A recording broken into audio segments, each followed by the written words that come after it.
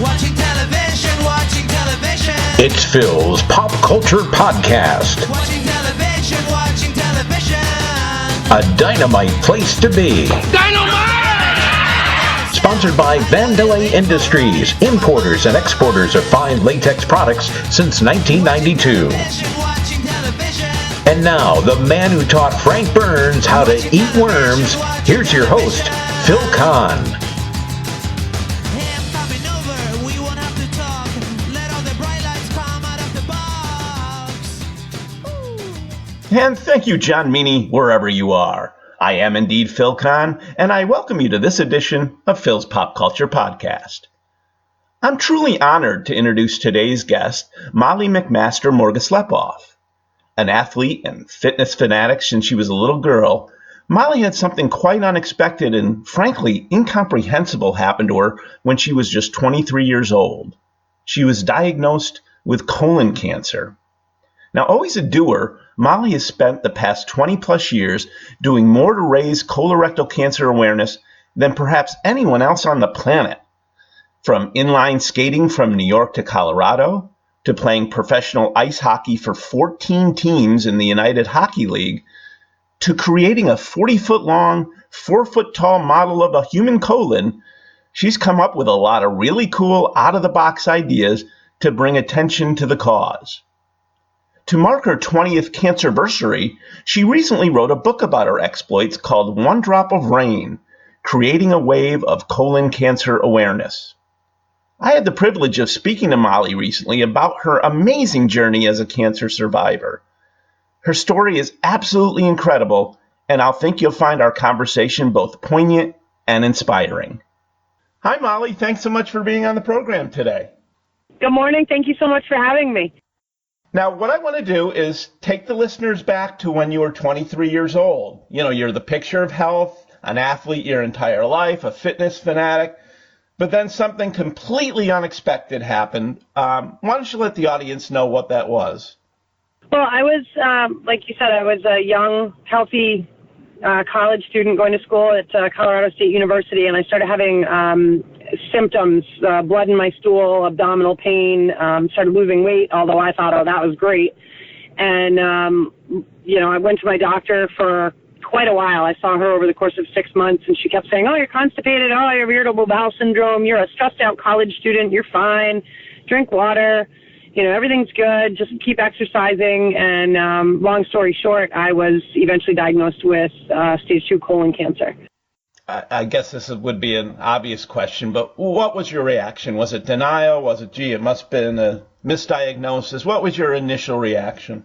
Well, it was somewhat quick, as in I left Colorado and ended up in emergency surgery back home, and I was in the hospital for 5 days before my doctor came in and sat down. I just thought I was recovering, and he came in, sat down on my bed and kind of held my hand and, started throwing these big doctor words around at me, and he finally said, do you understand what I'm saying to you? And I kind of waved my head no. I mean, I'm an English major. I didn't understand all the doctor words, and he finally said, you have colon cancer. And it was my 23rd birthday. So it was, I went from having this, I don't want to say amazing morning, because here I am laying in a hospital bed, but having a pretty decent morning to, I'm going to die. I'm going to lose my hair. I'm going to have to do chemotherapy. And everybody's going to think of me as poor little Molly with cancer. And that was definitely not something I wanted to have. I didn't want that label. And, I started thinking of ways that I could kill myself because I didn't want to go through any of that. Oh my God, you really had those thoughts? Yep, it was, it was very vivid. As a matter of fact, the doctor was still talking and I was already starting to think about all those things.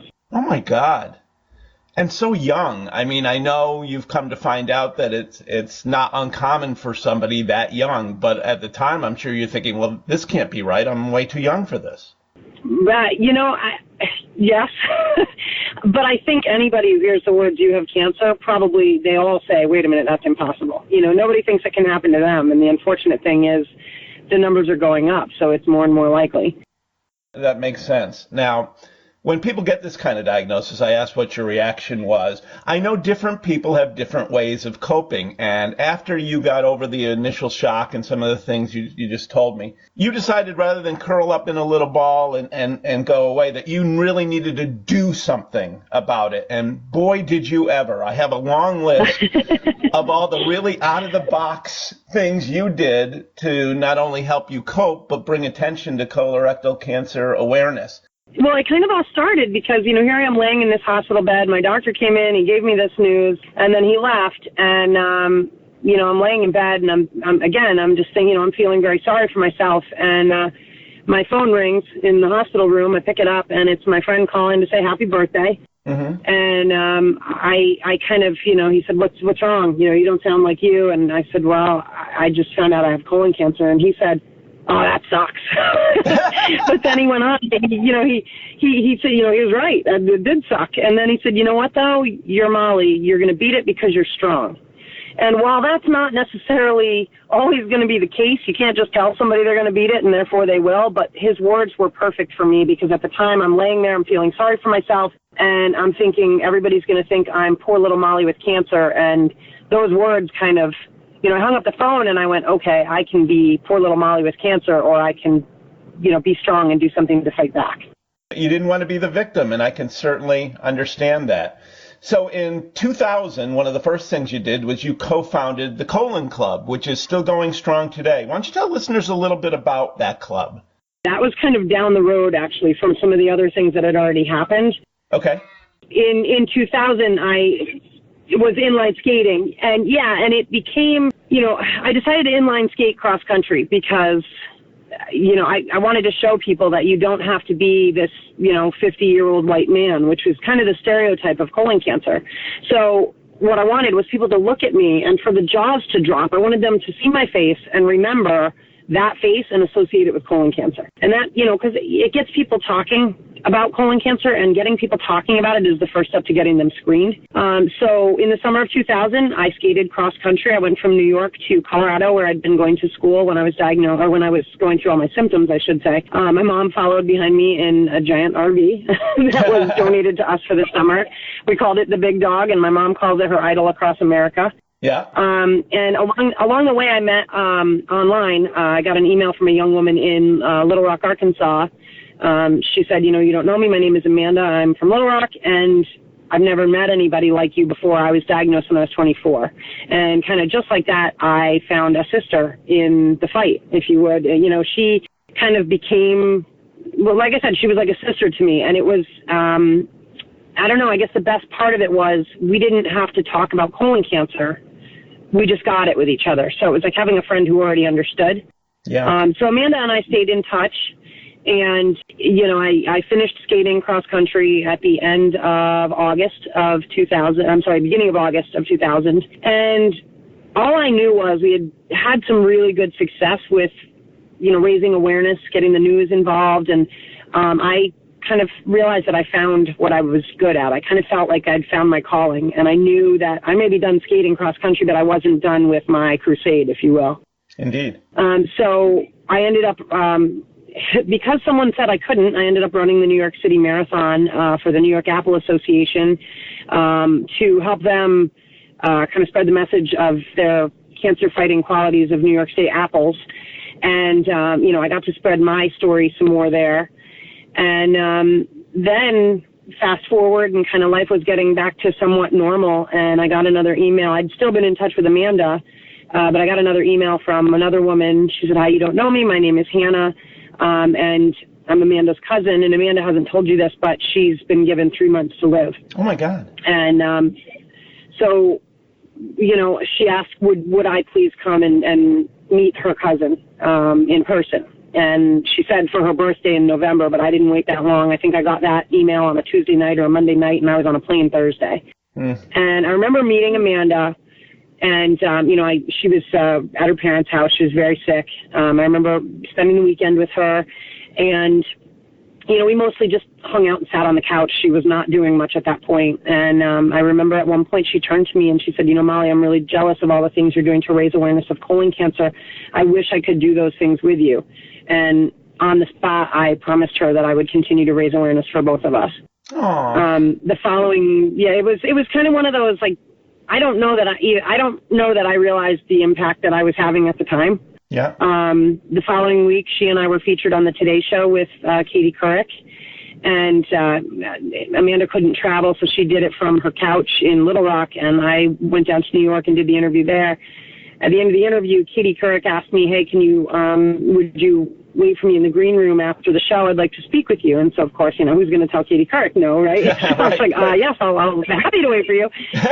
So she came up and, she chatted with us for, half hour or something like that. She called Amanda on the phone. And, when she left, she's like, I'm so sorry, I have to go, I have a meeting. And she turns and she looks at me. She's standing in the doorway. She says, Molly, if you think of anything crazy for Colorectal Cancer Awareness Month, let us know. We'll have you back on the show. And kind of, she kind of planted the seed there. And so, fast forward, Amanda had actually, at this point, nominated me to carry the Olympic torch when it came through town, and I was chosen. And I carried the torch through downtown Saratoga Springs on December 30th of 2001. And Amanda's father called me 2 days later to let me know that she had held on just long enough to see me carry it.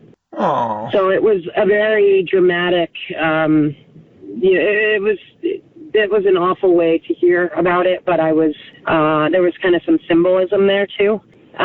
So, Amanda's passing really got me. I was upset. I was angry. I was confused as to why I survived and she didn't. And then I started thinking about the promise I had made to her, and this challenge from Katie Couric was on my mind too. And sure. So one morning in the shower, I decided I'm going to build a giant colon, and it's going to be awesome, and people are going to crawl through it, and they're going to laugh at it, and it's going to be great. And so Amanda's cousin and I raised the money in 3 weeks and built it and managed to, it was sent out on a national tour in 2003. It was in 20 major cities all over the country with, I think, 2.3 billion media impressions at the end of the tour. Oh, my God. And so this is the long answer to your question, which is how did the Colon Club come about?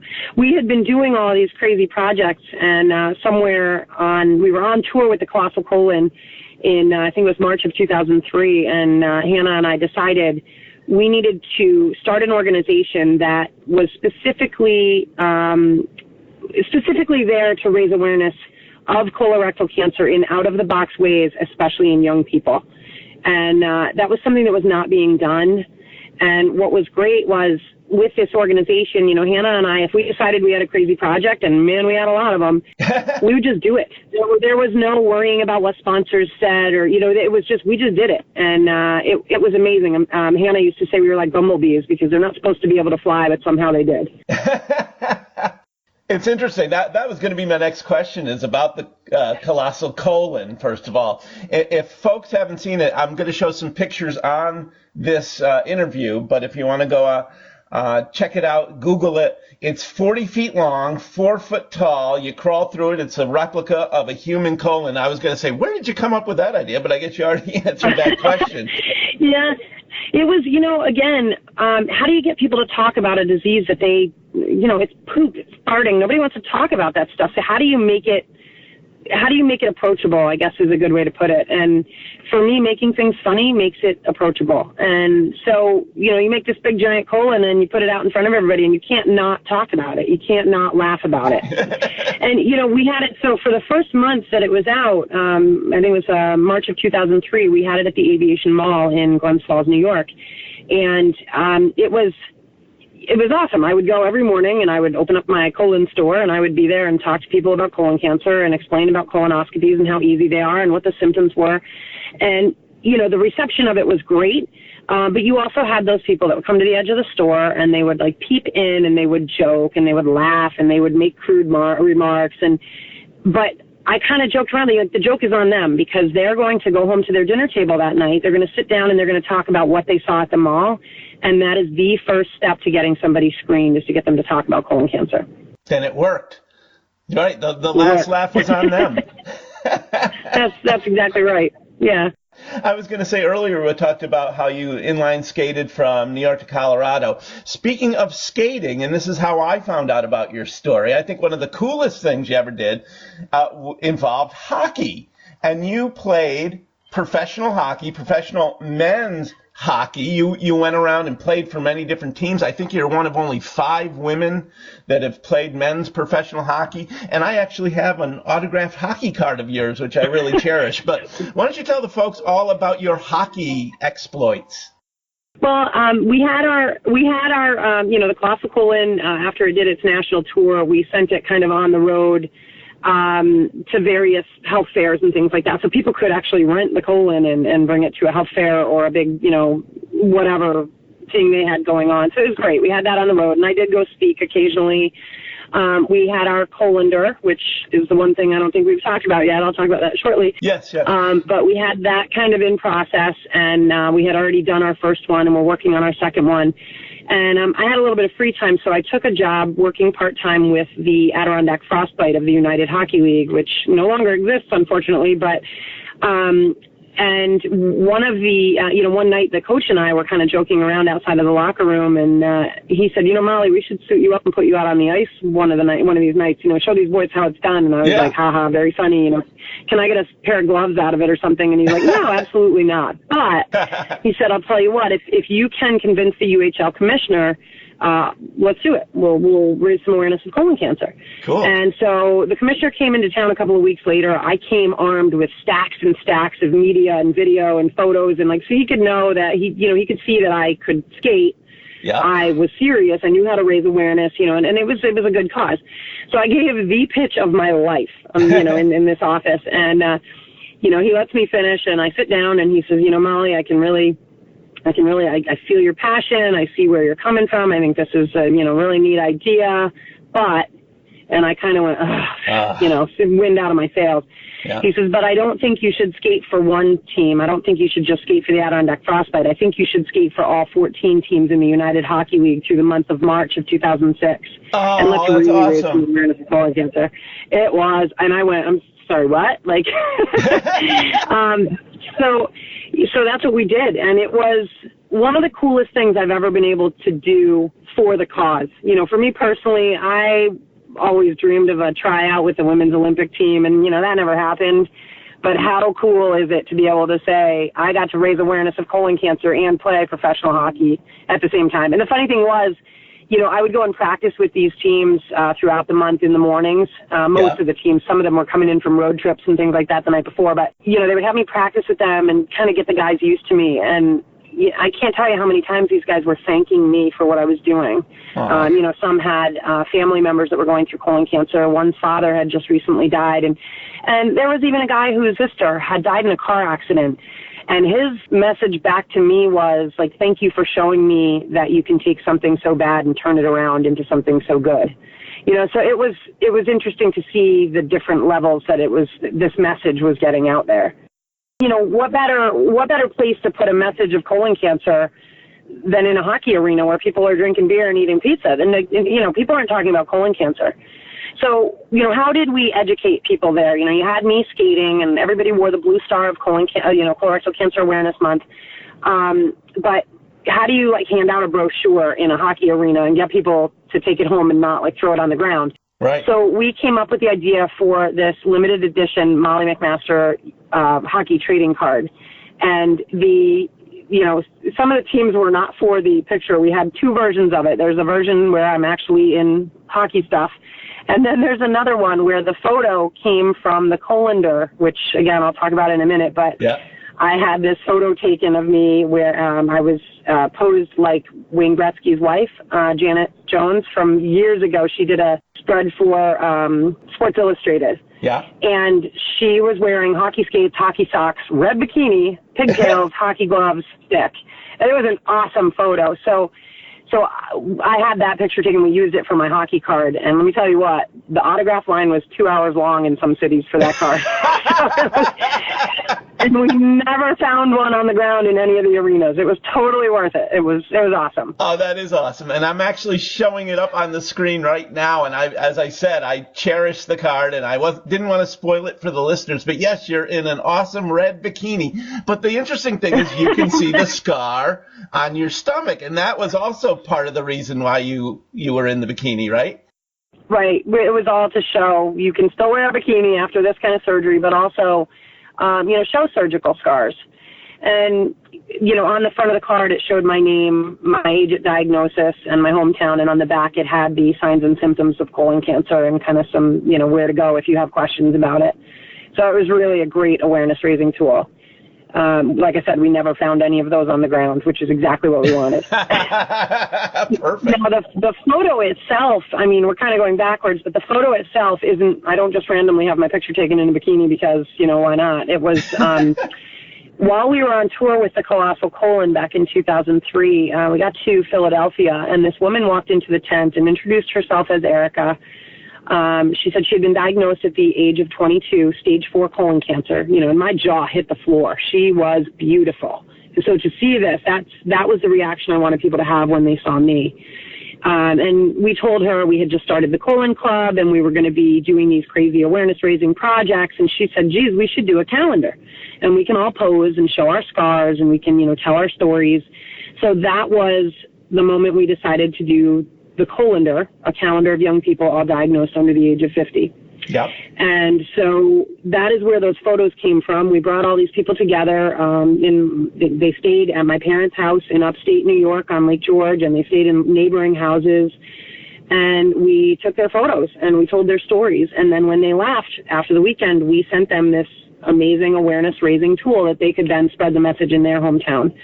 So we were really, it wasn't just telling my story anymore. It was really working to spread that message at far and wide. And to this date, let's see, we are going into I think we just shot the photos for the 16th. So after 10 years, we turned it into a full-color magazine. It's called On the Rise, referring to the rise in young people being diagnosed under the age of 50. Mm-hmm. And this is the 16th. We just shot the photos for the 16th year. That's amazing. So it's pretty awesome. And they're beautiful. And I have to give a shout out to our mutual friend, and this is how I actually had a chance to meet you. Our friend Troy Burns, who you said has been involved in, I believe, every single Colander shoot. I think he won an award for it. Tell us quickly about Troy's involvement and how you got connected with him. The story is actually, it doesn't start out so awesome, as in he was not at our first photo shoot, but our photographer at the first photo shoot asked, do you have a graphic designer? And in my head, I was like, nah, I'm just going to go to Staples and throw these together. I wasn't thinking as big as I should have been at the time. Uh-huh. And he said, well, I have the perfect guy, but his father is dying of colon cancer now. You can't contact him yet. You got to give him some time. So we shot the photos, and, it was shortly after the photo shoot that Troy's father passed. And so we contacted him, and I think his reaction was something along the lines of, I've been looking for a way to get involved in this cause, and this seems perfect. And here we are 16 years later, and he's still involved, and he still designs every year, and he's won multiple awards, not just one. He comes down to the photo shoot. It's now in outside of Nashville, Tennessee. For 10 years, we did it at my parents' house in Lake George, which was nice and convenient. That was only 45 minutes away from Troy. Yeah. Now he has to drive down to Nashville. But he oversees the entire photo shoot. He from helping out with everything from wardrobe to obviously the graphic design portion to helping with the photos, and his kids have even gotten involved, which is amazing because I remember his son being like 3 when we did our first photo shoot, and he was down there last year helping out as a photo assistant. So it's pretty awesome that he's been involved, and I don't know how we would do it without him, to be quite honest. He's great. And when you first told me about that, I played softball with Troy and his father, Pete, and I certainly remember the time he was going through that traumatic period, and then Pete passed away. And you're right, he needed some kind of outlet, and it's serendipity that the two of you connected, and he's done a wonderful job with that. He, along the way, he ended up starting his own company called Graphic Acuity, and he's still kept us, even though I'm sure he doesn't have as much time for us anymore, but it's been pretty awesome. Yeah, he's great. So you've given the audience a little peek into all the different really cool things you've done. I'm sure over the years you've been asked 1,000 times, like, hey, Molly, are you ever going to write a book about this? And you never did, and you never did. And then all of a sudden, about a month ago, I think it was, I ran into you at the Chronicle Book Fair in Glens Falls, New York, and you finally wrote a book. Why don't you tell people about the book and what finally prompted you to write it? Finally is the key word there, because actually when I was in college, I was an English major in college, and I from the time I was in fourth grade with Mr. Harrington, I knew I wanted to be a writer. Sure. And I kind of feel like I finally had a story to tell. And I knew that, after going to school, and I knew journaling was a really big piece of it. And so when I was going through chemo right after my surgeries, and I started journaling right away.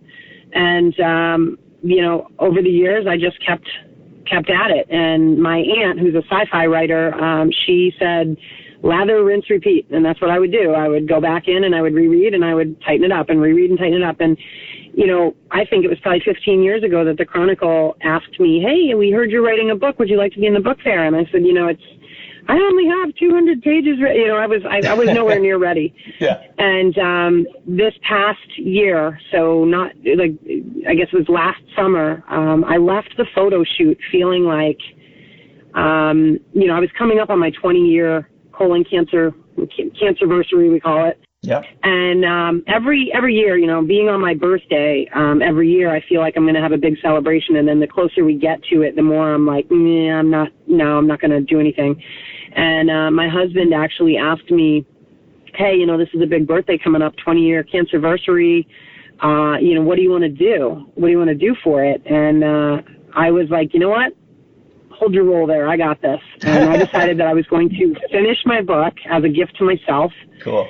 And release it. And I did. I released it officially on my birthday. So great. It was released back in February. And, I feel like it's, people are like, again, how do you get people to read about colon cancer? It's not just about colon cancer. It's, obviously it's the story of how I ended up, how I got where I was and when I was diagnosed and how that all happened. And obviously it's about the stories that came out of it and the, the projects that we did and the crazy stuff. And, I was on Jimmy Kimmel with the Colossal Colon, and I got to host Jimmy Kimmel one night. And Dave Barry, the syndicated columnist, wrote not one but two columns about the Colossal Colon and my story. And it's gone far and wide. There's some pretty cool things that have happened, but I think the bigger picture and the bigger theme within the book is about how, without even realizing it, one person really can make a difference. And I hope that it's an inspiring story because, now what I'm seeing from all of what we did 20 years ago and through the years, now I'm seeing that other people are taking the torch and they're going off with it. And it's kind of like this spider web that just keeps growing, and people are, going off this way and doing something. And this person's life was saved because of this, or it's just been really amazing to watch and see. And like I said, I feel like it's a really inspiring story. I hope it is, and I hope people will give it a chance. It's called One Drop of Rain, Creating a Wave of Colon Cancer Awareness. And it's a fun story. That's a cool name. And by the way, where can folks find this book? It's available on Amazon. And actually, I should tell you about the name. When I was skating cross country, I had a guest book online that my now husband had created for me because he's really good with online stuff and I am not. But so I had this online guest book, and people would sign in and best wishes and, all that kind of thing. And I would write back to every single person who sent me a message that left their email address. Ironically, fast forward to today, and I found out that other people were emailing each other off of somebody would leave a little bit of their story with their email address, and somebody else would see it and they would email them. So my message board, or my guest book for Rolling to Recovery was the first online support group for colon cancer, 20 years ago. It was pretty awesome. Yeah. But so on the last day of my skate into Colorado, a man signed in on my guest book and he said, Molly, one drop of rain ripples an entire pond. You'll never know the lives you've touched. And he went on to say he was a survivor, or actually he said he couldn't say the word survivor yet because it was so new. And that theme, that one drop of rain, has stuck with me through the years. And I I don't know why I have been able to do this, but people are always telling me, thank you for what you did. Because of you, I did this, or, and I'm seeing, I don't know how, but I'm sitting in the middle of this pond. Yeah. and I don't know how it's me, but it's been pretty amazing to be a part of. And it must be very humbling as well to hear something like that. And by the way, I love the title and I love the backstory behind it. But as I said, it must be humbling. Humbling is the key word. I have said that word more times in the last 365 days than I've said my whole life. I go to these photo shoots now kind of as a guest, and I come in and I tell my story and how the Colon Club started in order to kind of empower the new survivors that come in to pose for the Colander and On the Rise magazine, to show them, like, there really is nothing special about me. I was just an angry kid who wanted to do something that people said I couldn't do. Yeah. And I think that's the point, is anybody has the ability to make a difference in the world, maybe small, maybe big, and you don't even realize. Just, set your sights and go for it. Humbling is an understatement. I walk in and I see these people and I meet them and I see some of the things they've done. It's awesome. It really is amazing to be able to say I've been a part of this at all. Absolutely. Now, you kind of alluded to this, but it's almost like you're taking a little bit of a step back and letting others kind of pick up the reins and move forward with all of these efforts. So what's next for you, Molly? I know you're an ACSM certified personal trainer. You're a USA Hockey Level 4 coach. You're involved in a little bit of everything. Of course, you have your family. You mentioned earlier your husband, Sergey. You've got 2 sons, Carol and Max. What's next for Molly? Well, it's funny you say that, because I can remember being 23, 24, 25 years old and saying, there's going to come a point in time. I always wanted people to see me and for their jaws to drop when they hear that I had colon cancer. And I knew there was going to come a point in time where I would start to be of that age. I'm 43 now. I'm kind of creeping up toward the age of where people expect that, it's not as unlikely. So, setting up this army without even realizing we were doing it for the Colon Club, that's kind of the best way to, I guess, it's sustainable. These people are now going out and spreading the message, and these people are now taking the reins for the organization, which is awesome. Yeah. So it's been cool to be able to step back and let other people be creative in their way. Sure. So for me, I'd like to say I'm slowing down a little bit. I am a trainer now. I'm very involved in my boys. They're both ice hockey players. I up until this year, I was coaching, taking a season off here to see what's going to happen. But I have also been involved in opening a couple of Ninja Warrior gyms, which is so off I am not a ninja at all. But we have opened Saratoga Ninja Lab in Malta and Albany Ninja Lab down in Crossgates Commons in Albany, New York. And it's really been a lot of fun to be able to do something completely different, yet, there's still the sports aspect of it and kind of using my background in there. It's been a lot of fun to be a part of it, and who knows what's going to happen from here. I have to respectfully disagree with what you just said about I'm not a ninja. I think you have all the hallmarks of a ninja. You want to talk about a humbling workout? Ninja's a humbling workout. It's I can do a lot of things, but some of the ways those people can contort their bodies and it's pretty awesome. It's fun to try. It's a new form of fitness that I think people don't realize they're getting fit as they're doing it, which is the best part. Well, that's cool. Now, I want to end with, and maybe there's not a simple answer to this, but what advice? Right? What advice would you give those who receive a cancer diagnosis like this, especially if they're a young person? That's actually, for me, a very easy question to answer, because I remember when I was first diagnosed, yeah. The hospital wanted me to join the colon cancer support group, and unfortunately, the colon cancer support group also consisted of the prostate cancer. It was the colon and prostate cancer group met together. Yeah. And I wanted nothing to do with sitting in a room with a bunch of old men at the age of 23 and listening to them talk about their prostates. However, I just not on my radar. Yeah. But meeting Amanda was the best thing that ever happened to me in my colon cancer journey. And again, it was not, we didn't sit around and sing Kumbaya. We didn't even, we talked about our colon cancer. I know her story. She knows mine, or she knew mine. Yeah.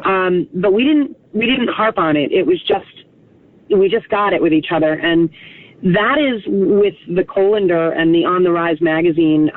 That's one of the greatest things about it is it's not just about raising awareness.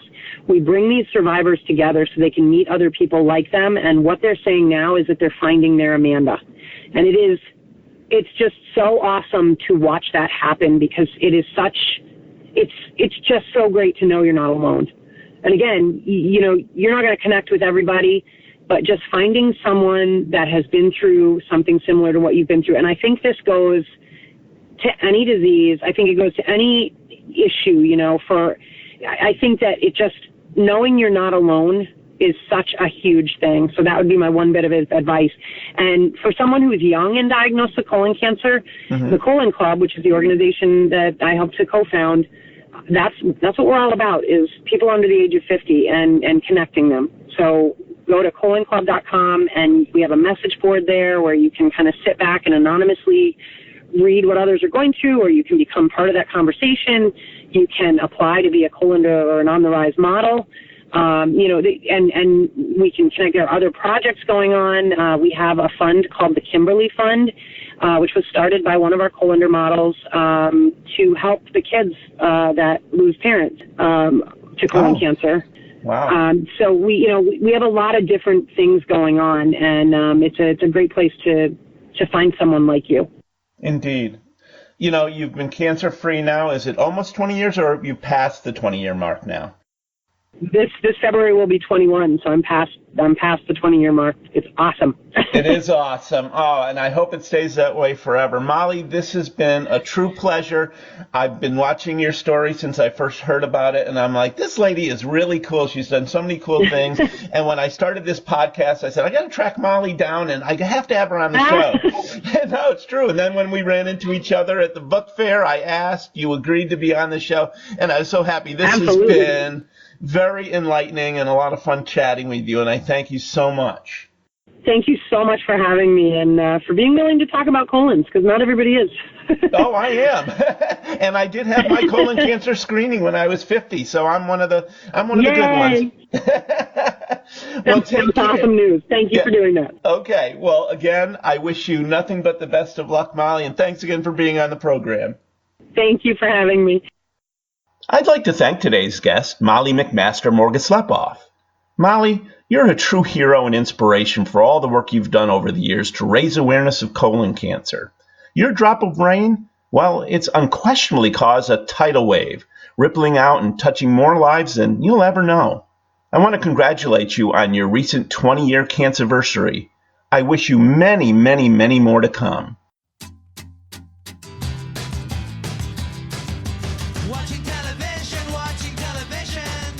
We hope you've had a dynamite time listening to this edition of Phil's Pop Culture Podcast. Join us again next time for another stroll down memory lane. Until then, let's be careful out there.